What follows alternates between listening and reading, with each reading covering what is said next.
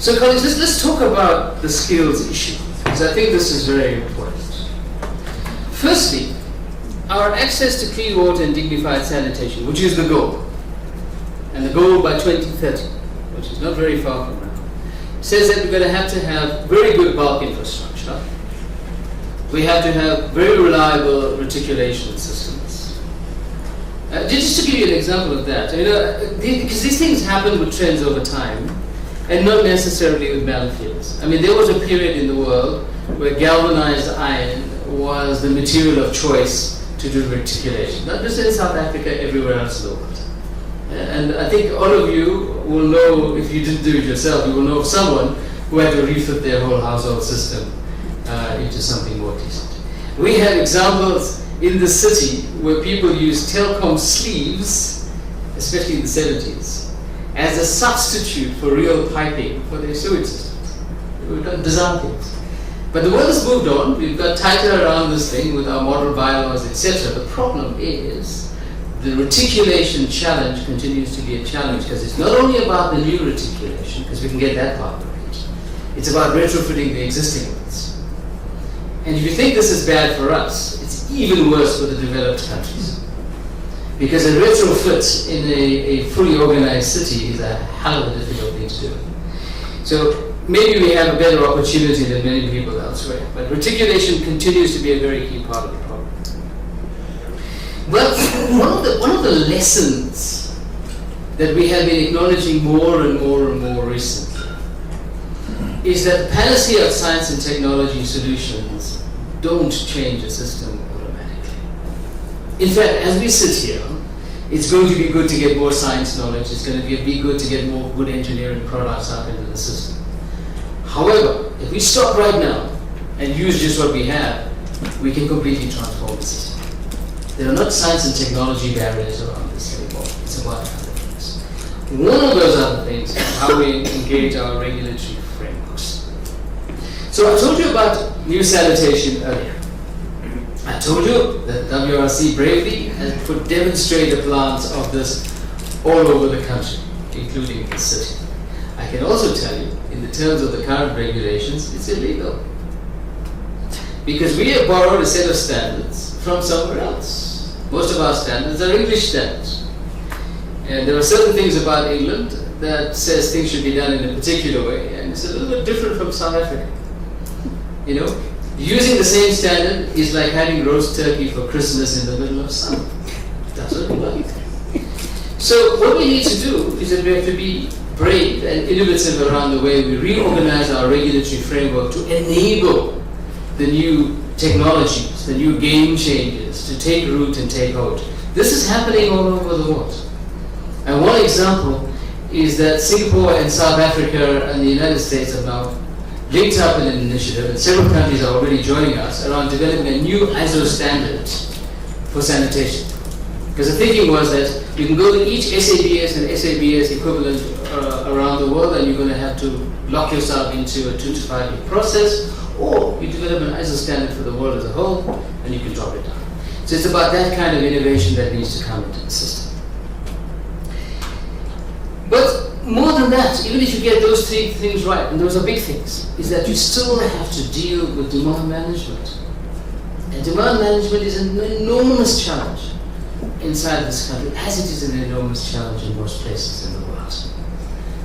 People do not want to manage their own demand below a certain level for various reasons, and in the water sector there's a very particular reason. There is a reason why people put solar panels on the roofs and don't deal with the demand management and fixing up the leaks in their household, and that's a price issue. Well, in South Africa it's more of a price issue. It's a threat of a blackout. We do not want to have blackouts in the water sector. We don't ever want to go near that. But we need to organize for ourselves to have a deeper appreciation for water.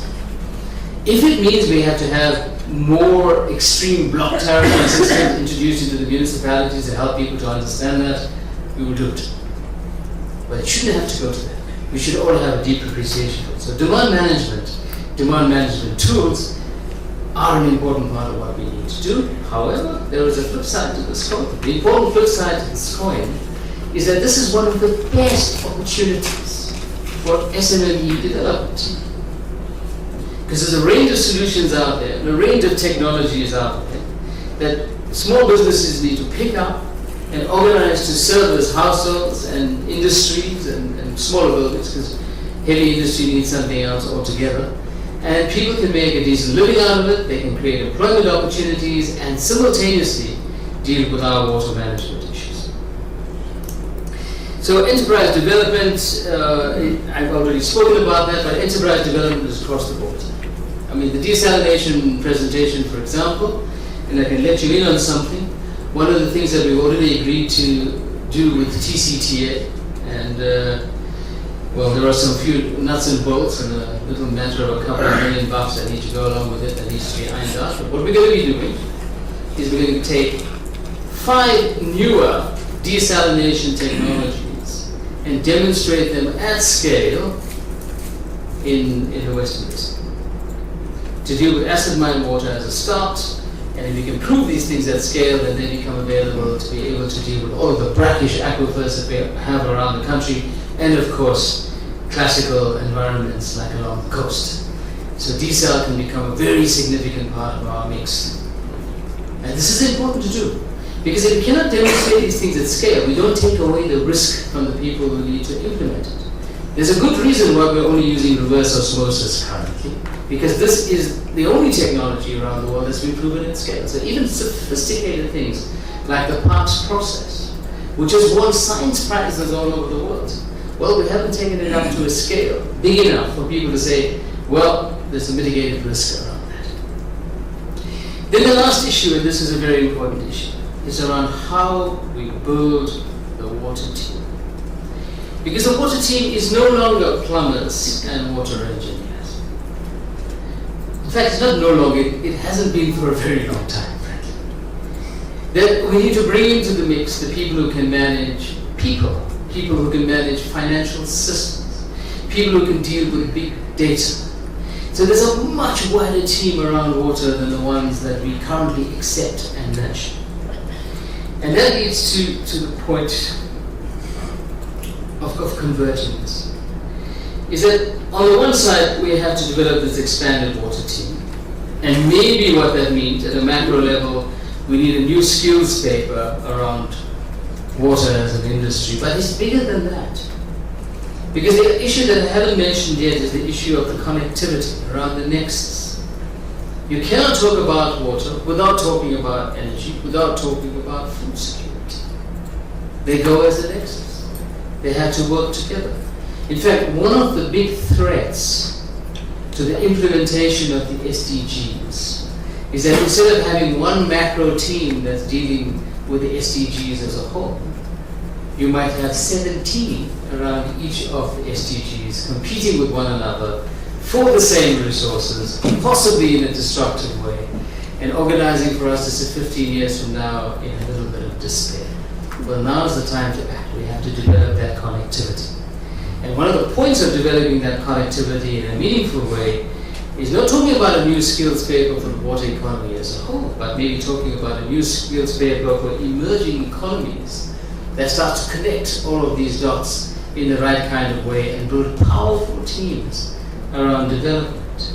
You know, in an address to the World Plumbing Congress 2 weeks ago, I was sitting next to Deputy Minister Manana, and we were having exactly this conversation around connectivity, around having this high focus on the university discussion, a separate discussion on the TVETs, and not finding the space where you have a connected dialogue.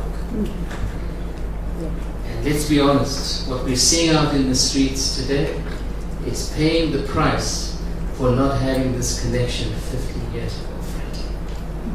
And this is what's possible.